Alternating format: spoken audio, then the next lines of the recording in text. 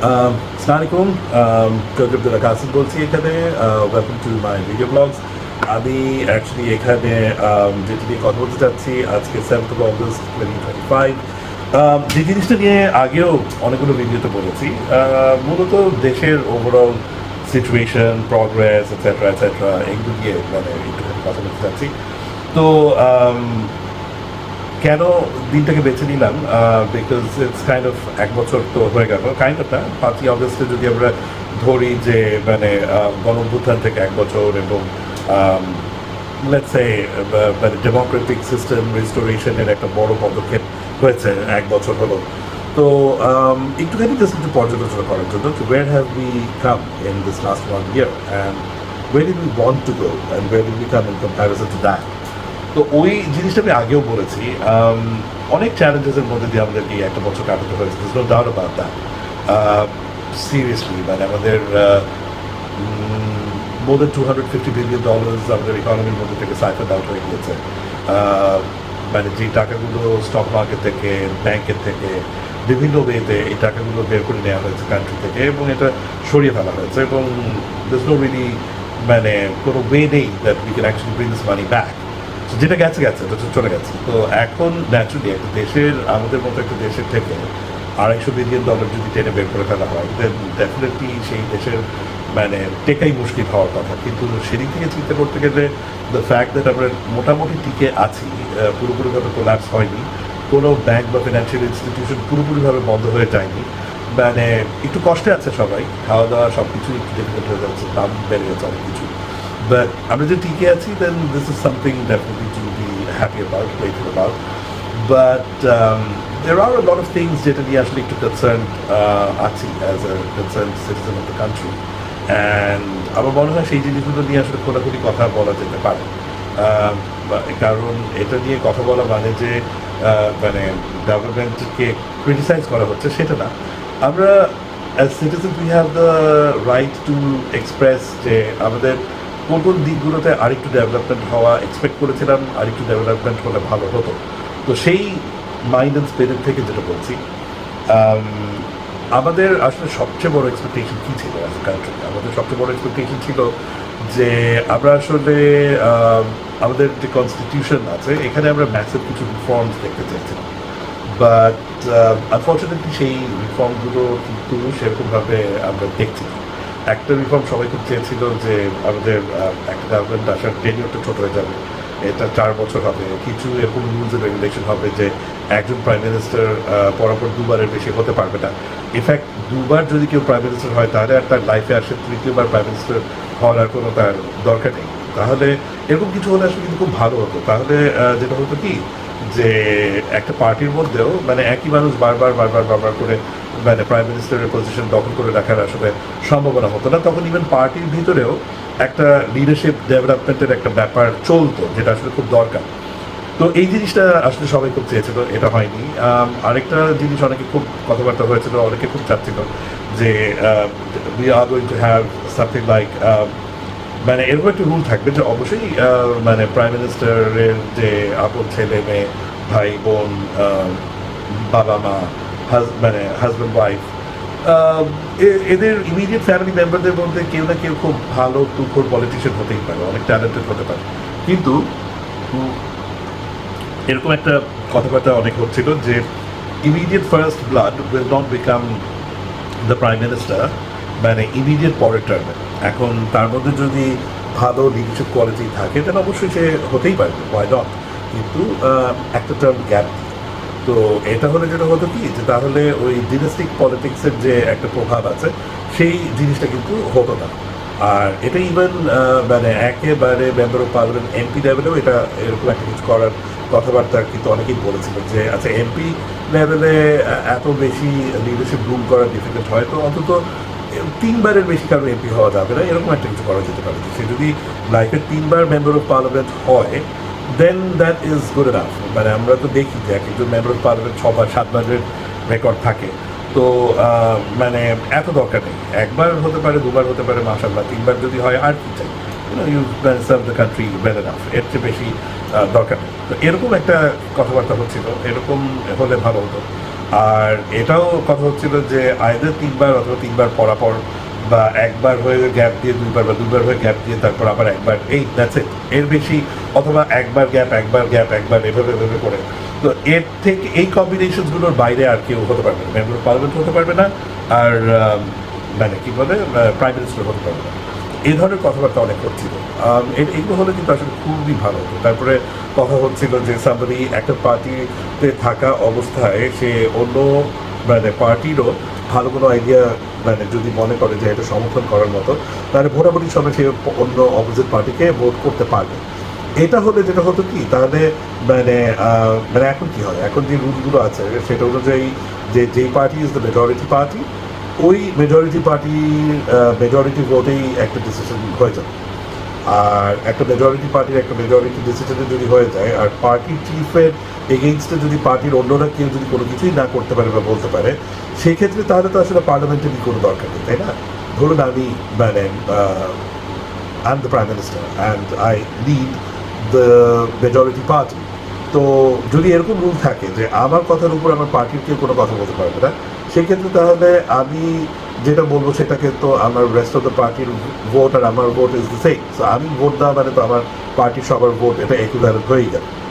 আর যদি দেখছে 100টা সিটের কেমন আমি 60 সিট আর একটু 40 সিট, আর রুল যেরকমভাবে বানানো আছে যে যার 60 সিটস তার কথাই মানে প্রিভেল করবে, বা 51টা সিট হলেই কথা প্রিভেল করবে। তো সেক্ষেত্রে তাহলে তো আমি যেটা বলবো সেটাই হবে। তো বাকি 49 সিট যাদের আছে, বাকি 40 সিট যাদের আছে, তাদের তো আসলে ওখানে থাকার আর কোনো জাস্টিফিকেশন নেই, তাই না? তাহলে এত কষ্ট করে ইলেকশন করে এত স্ট্রাকচার বানিয়ে পার্লামেন্ট তৈরি করার মানে কি? It's just West of time, it's just মানে পুরো সিস্টেমটাই ফাঁসিয়ে হয়ে যায়। তো তাহলে দরকার নেই এগুলো কোনো কিছু, তাই না? তো আসলে সবাই খুবই চেয়েছিল যে এরকম একটা সিস্টেম হোক যে মানে আমি আমার পার্টির বিরুদ্ধেও কথা বলতে পারবো, ভোট দিতে পারবো। এটা খুব দরকার ছিল, খুবই দরকার ছিল। মানে কনস্টিটিউশনাল রিফর্ম, যে এরকম কোনো একটা কিছু, যে কোনো একটা পার্টি আসলে 100-র বেশি মানে সে 300 সিটে কন্টেস্ট করতে পারবে, কিন্তু তার যদি 100 সিট সে পেয়ে যায়, উইন করে, তাহলে তাদের মধ্যে একটা নিজেরা চুজ করতে হবে যে আমি কোন 100 সিট রাখবো, আর বাকি সিটগুলো আসলে তাকে ছেড়ে দিতে হবে। এবং মানে সো আইডিয়ালি মানে কেউ 120টা 150টা সিটের উপরে আসলে কন্টেস্ট কি করা মানে নিয়ম থাকা উচিত না। সো দ্যাট যেটা হয় যে এরকম কয়েকটা পার্টি মিলে then have to form the government. আর এরকম কোনো একটা কিছু থাকতে হবে যে মানে মানে বেসিক্যালি অন্তত 2-3টা পার্টির মানে ভোট, যদি 5-6টা পার্টি মিলে মানে পার্লামেন্ট হয়, তাহলে অন্তত মানে 60%-এ বা 51-55%-এ যেতে গেলে দেখা যাচ্ছে যে 3-4টা পার্টির ভোটকে একসাথে করলে then we can have a majority. তো এই ধরনের কিন্তু কথাবার্তা খুব হচ্ছিল। তারপরে এরকমও কথা হচ্ছিল যে একটা আপার হাউস ক্রিয়েট করা, যেরকম ইন্ডিয়াতে আছে, ইউকেতে আছে, ইউরোপের অনেক জায়গায় আছে, ইনফ্যাক্ট আমেরিকাতেও কিন্তু এরকম মাল্টিপল লেয়ার্স আছে, তাই না? একটা হাউস অফ কংগ্রেস আছে, সেনেট আছে।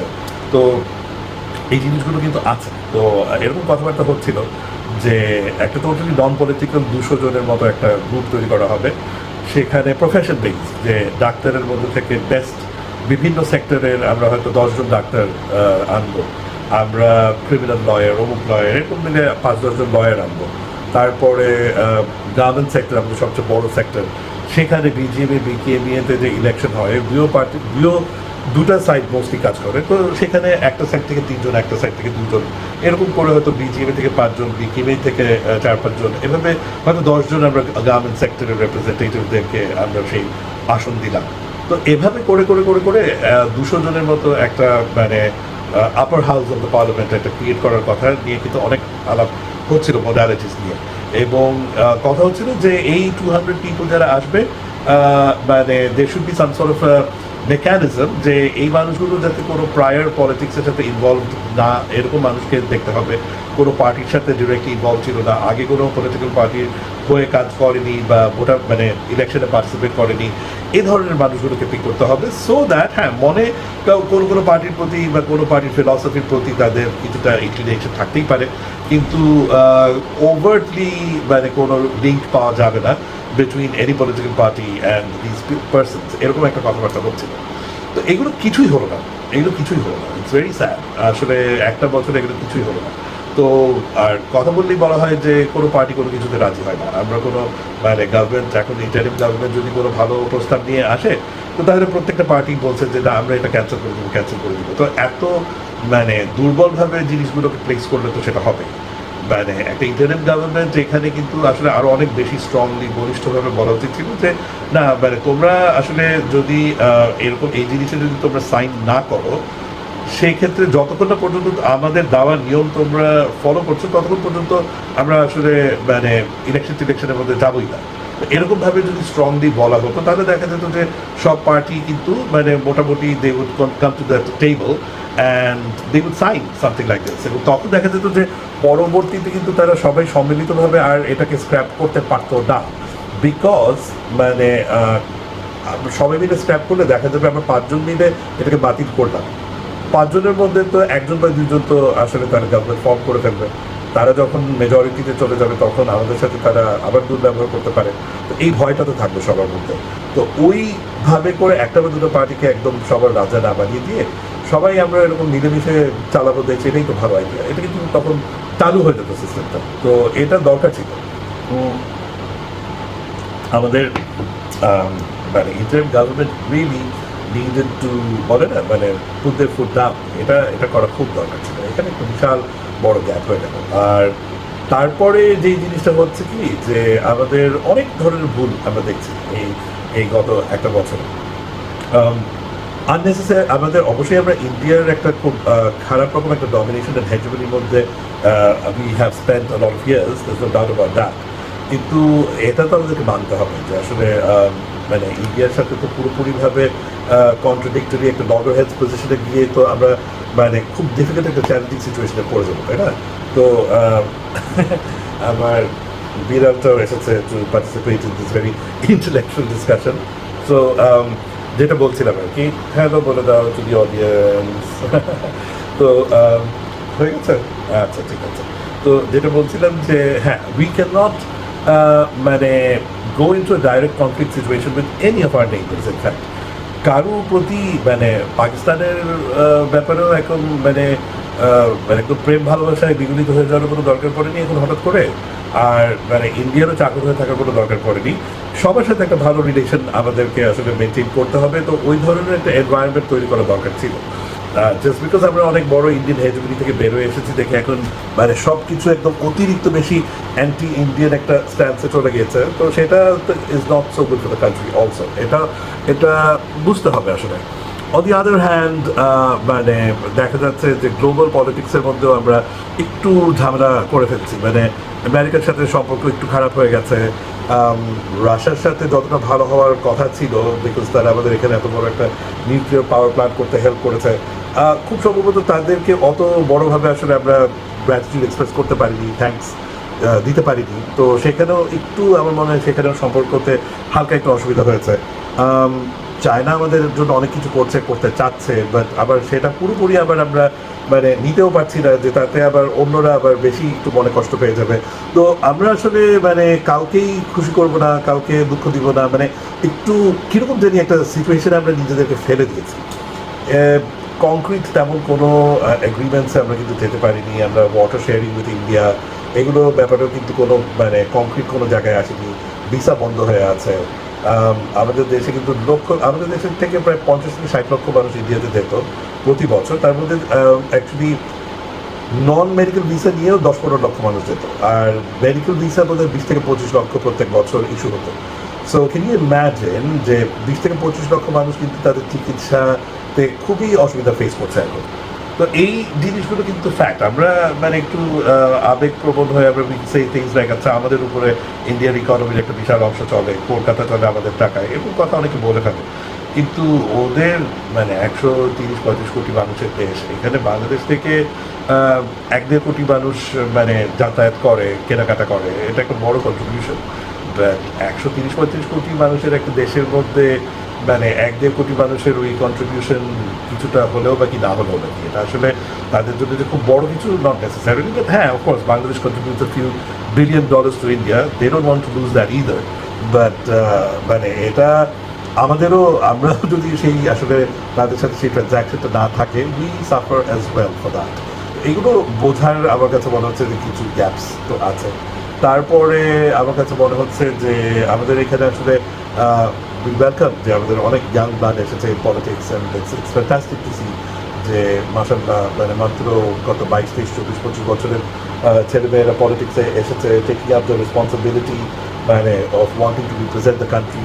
কিন্তু একটু বেশি ওভার অ্যাগ্রেসিভ হয়ে যাচ্ছে তারা, তারা একটু বেশি মানে খুব বেশি তাড়াতাড়ি অনেক বেশি র্যাডিক্যাল চেঞ্জেস আনার চেষ্টা করছে। তো সেগুলো করতে গেলে আবার একটু অসুবিধা তো হয়, একটু মানে পুরোপুরি পুরোনো স্ট্রাকচারগুলোকে এত তাড়াতাড়ি আবার ভাঙা যায় না।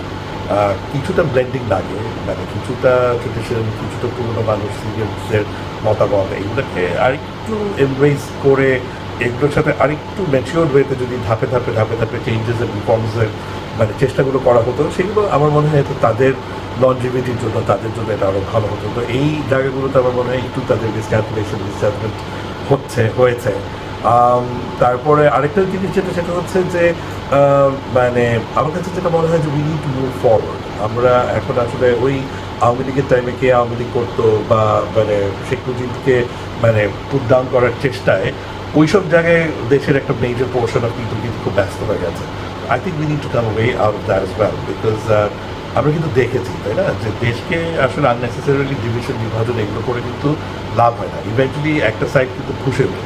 তো যেরকম আওয়ামী লীগের একটা মেজর প্রবলেম ছিল যে তারা মানে স্বাধীনতা যুদ্ধ 71-কে কেন্দ্র করে কে 71-এর পক্ষে, কে 71-এর এগেইনস্টে, এরকম করে দেশের মধ্যে অনেক ডিভিশন ক্রিয়েট করতে করতে করতে করতে করতে কিন্তু দেশে অনেক ফাটল তৈরি করে ফেলেছিল।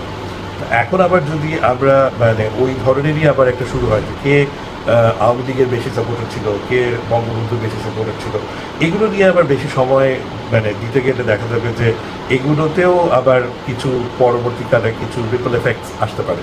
তো দরকার তো নেই। I think we just need to now আসলে আপনার এই সেন্টিমেন্ট মানে 71, বঙ্গবন্ধু, শেখ মুজিবুর রহমান, এগুলো কিন্তু আবার খুব ডিপ সেন্টিমেন্টস। মানে আওয়ামী লীগের মানে রিসেন্ট টাইমসের $200-250 বিলিয়ন সাইফন করে নেওয়া, মানে একটার পর একটা ইলেকশনকে বিট করা, এই ধরনের জিনিসগুলো অনেকেই মানে কিন্তু পছন্দ করে না। আওয়ামী লীগের ভিতরেও অনেকে এই ব্যাপারগুলোকে সমর্থন দিত না। But the fact is that যে ওই ডিরেক্টলি শেখ মুজিবকে টার্গেট করা বা ওই হিস্ট্রিকে টার্গেট করা বা 71-কে একটু পুল ডাউন করার চেষ্টা করলে, এগুলো করলে আবার দেখা যায় যে আমাদের দেশে ডেফিনেটলি মানে কোটি কোটি মানুষ কিন্তু মানে এটাতে আবার খুব নেগেটিভলি রিয়্যাক্ট করছে, মানে আরও করবে। তো এটা দরকার নেই। হ্যাঁ, এই সাইটগুলো নিয়ে খামাখা খুব একটা ঘাটাঘাটি না করে কনস্ট্রাকটিভলি এখন ইউনাইটেডভাবে সবাইকে একটা সুন্দর মানে দেশ গড়ার একটা মিশনে নিয়ে আমরা কীভাবে এগোতে পারি, আমার কাছে মনে হয় ওই দিকে যদি সবাই ফোকাস করতো সেটা খুব ভালো হতো। আর আরেকটা দিক, আরও দুটো দিক একটু কথা বলতে চাচ্ছি, সেটা হচ্ছে যে প্রচণ্ড রকম ল অ্যান্ড অর্ডারের কিন্তু ঘাটতি দেখা দিয়েছে, অ্যান্ড এটা কিন্তু খুব খারাপ একটা জায়গায় চলে গেছে। পুলিশকে যেহেতু ওই মানে গভর্নমেন্টের ইনস্ট্রাকশন ছুটে পুলিশকে অনেক খারাপ কাজ করতে হয়েছে গত গভর্নমেন্টের সময়, এবং বিশেষ করে আন্দোলনের যে টাইমটা, তো সেইটার জন্য মানুষ পুলিশকে অ্যাকসেপ্ট করতে পারছে না। তো সেটা করতে যেয়ে কিন্তু আমরা এমন একটা জায়গায় কিন্তু চলে গেছি, এটা মানে পুলিশ এখন কিন্তু রাস্তাঘাটে খুব কম, এবং মানে we are seeing a lot of crime, criminal activities happening, যে জিনিসগুলো কিন্তু এটা কোনো পলিটিক্যাল পার্টিকে প্রশ্রয় দিয়ে বা সাপোর্ট করে কথা বলা হচ্ছে না। দ্য ফ্যাক্ট ইজ ফ্যাক্ট, যে যেভাবে হোক অ্যাটলিস্ট রাস্তাঘাটে ছিনতাই খুব খারাপ, এই যে পলিটিক্যাল কিছু ক্রিমিনাল অ্যাক্টিভিটিস হতো, গুম, কিডন্যাপিং এগুলো হতো, বাট জেনারেল মানুষজন কিন্তু রাস্তাঘাটে চলাফেরাতে খুব একটা বেশি ঝামেলা অ্যাটলিস্ট গত 5-7 বছরে কিন্তু সেরকম একটা ফেস করে। তো সেই দিক থেকে কিন্তু দেখতে গেলে এখন সিচুয়েশনটা কিন্তু বেশ অ্যালার্মিং। রাস্তাঘাটে বের হওয়াটা খুব ডিফিকাল্ট, এবং আমরা কিন্তু এখন প্রচুর ফেসবুকে ভিডিও দেখি যে মারামারি, এটাই বা কেন হচ্ছে, তাই না? মানুষের কি মানে তাদের সহ্য ক্ষমতা মানে সিভিলাইজড যে ফ্যাকাল্টিসগুলো এগুলো কি এতটা ফল করে গেছে? আমরা মানে প্রতিদিন দেখছি ভিডিওস অফ রাস্তায় একটা বয়স্ক লোককে ধরে ইয়াং ছেলেরা মারছে, বা মানে আরেকটা খুব খারাপ জিনিস হচ্ছে মেয়েদেরকে ধরে ছেলেরা মারছে, হ্যারাস করছে, ওড়না নিয়ে টেনে ফেলছে, বা ওড়না মানে তার একটু ওয়েস্টার্ন কাপড় পরলে তাকে নিয়ে খারাপ কথা বলছে, কান ধরে উদ্বাস করাচ্ছে। ইভেন লেট 30s 40s এই রেঞ্জের মহিলাদেরকে মানে কান ধরে উদ্বাস করানো হয়েছে কোনো কোনো মার্কেটের সামনে, বিকজ তাদের পোশাক আশাক ভালো লাগেনি কিছু মানুষের। একটা লঞ্চের মধ্যে আমরা ভিডিও দেখলাম যে একটা মেয়েকে বেল্ট দিয়ে পিটালো, আবার একটা সার্টেন খুব বেশি রিলিজিয়াস গ্রুপ মানে এটাকে খুব সাপোর্ট করছে, সম্বোধন দিচ্ছে এবং মানে এই ধরনের মানুষজনকে যখন পুলিশ ধরে নিয়ে যাচ্ছে যে রাস্তাঘাটে এভাবে মারপিট করা যায় না, উইমেন হ্যারাসমেন্ট এটা করা যায় না, তখন আবার বিশাল করে মানে জনতা নিয়ে এসে হাজির হচ্ছে সার্টেন রিলিজিয়াস গ্রুপস এবং তখন এদেরকে যারা এরকম খারাপ কাজগুলো করছে তাদেরকে গ্লোরিফাই করা হচ্ছে, ছাড়িয়ে দিয়ে দেওয়া হচ্ছে। তো মানে দেশের মধ্যে কিছুটা একটা মানে এক্সট্রিমিস্ট ফ্যানাটিসিজম, একটু তালেবানিস্টিক একটা ফ্লেভার দেওয়ার একটা চেষ্টা দেখা যাচ্ছে অনেকের মধ্যে। তো এইটাও আসলে কিন্তু করাটা ঠিক হবে না, বা এটা কিন্তু ইভেন্চুয়ালি টিকবে না। মানে আমাদের দেশে তো আসলে প্রায় 18 থেকে 20 কোটি মানুষ। তো আমি যদি ধরে নিই 5-6 কোটি মানুষ হচ্ছে আন্ডার এজ, 12-13 বছরের নিচে, এদেরকে হিসাবে বাইরে রাখি। তো 12-13 কোটি অ্যাডাল্টস বা মানে অ্যাডোলেসেন্ট যদি 13-14 অ্যান্ড অ্যাবাভ যদি আমি ধরি, এই গ্রুপের ভিতরে আসলে কয়েকজন খুব বেশি একদম ডিভোটেড ফ্যানাটিক্যাল মুসলিম হবে। 1.5-2 কোটির উপরে কিন্তু না। আমাদের এখানে 2-2.5 কোটির উপরে কিন্তু we have non Muslims as well. এবং আমরা কিন্তু মডারেট মুসলিম অ্যাটলিস্ট 4-5 কোটি মানুষ আছে যে তারা নামাজ পড়বে, ঈদের নামাজ পড়বে, প্যালেস্টাইন সাপোর্ট করবে, সব ইসলামিক অ্যাক্টিভিটিসগুলো মোটামুটি ফলো করবে, কিন্তু মানে ঠিক ওই রকম অত আবার ধার্মিক তারা না, আমরা হতে চাইও না। তো এই গ্রুপটা কিন্তু অ্যাটলিস্ট 5-6 কোটি মানুষ আছে এখানে। আর আরও কিন্তু মিনিমাম 3-4 কোটি মানুষ আছে যারা কিন্তু নামে মুসলিম, মারা গেলে তাদেরকে ইসলামিক কায়দায় দাফন কাফন হবে, তারা জুমার নামাজে যায়, কেউ মারা গেলে তাদের দোয়া মাহফিলে তারা যাবে, কিন্তু সেরকমভাবে কিন্তু রেগুলার নামাজ পড়া, দোয়া পড়া, বিলিভ করা এগুলোর মধ্যে কিন্তু তারা নেই। তো এই ধরনের মুসলিমের সংখ্যা কিন্তু আমাদের এখানে বেশ কয়েক কোটি আছে। আর অ্যাটলিস্ট 1-2 কোটি মানুষ আছে যারা কিন্তু আসলে মানে বাবা মা মুসলিম হিসেবে নাম খান, ইসলাম মানে সৈয়দ, কুতুব নানান কিছু হয়ে গেছে, বাট তারা কিন্তু আসলে ধর্ম বিশ্বাস করে না, তারা মোটামুটি অ্যাগনস্টিক এথিস্ট এভাবে বলা যেতে পারে। এটা সংখ্যাও কিন্তু কম না। তো আমাদের দেশে তো আসলে সব ধরনের মানুষ আছে। তো মানে একদম পুরোপুরিভাবে ধর্মই তাদের লাইফ, ধর্মই তাদের প্রফেশন, এরকম মানুষ যদি 1 কোটিও ধরি, আর যদি 2-3 কোটি মানুষ ধরি যে তারা খুবই ডিভোটেড টুয়ার্ডস রিলিজন, তো তারপরেও তো আরও অনেক বেশি একটা বড় সংখ্যা মানুষ আছে যে যারা মানে ইসলাম ধর্ম নিজেদের ধর্ম হিসেবে মেনে নিলেও ঠিক ওই লেভেলে কিন্তু তাদের ইনভলভমেন্টটা না হতে পেরেছে। সো সেখানে মানে সেই জায়গাটাতে এক্সপেক্ট করা যে আমাদের দেশ পুরো একটু তালেবানিস্টিক একটা কিছু হয়ে যাবে, এটা মানে বানাতে গেলে কিন্তু অসুবিধা হবে। এখানে কিন্তু যেমন মৌলানা সাহেবদের উপরে অনেক রিপ্রেশন হয়েছে তবে লাস্ট 15-16 ইয়ার্সে, সেটার জন্য তারা এখন অনেক বেশি মানে ওভার অ্যাগ্রেসিভ হয়ে গিয়েছে। তো দেখা যাবে আমাদের জেনারেল ইয়াং পপুলেশন ইউথের উপরেও কিন্তু বেশি চাপ দিলে সেখানেও কিন্তু একটু প্রবলেম হয়ে যেতে পারে।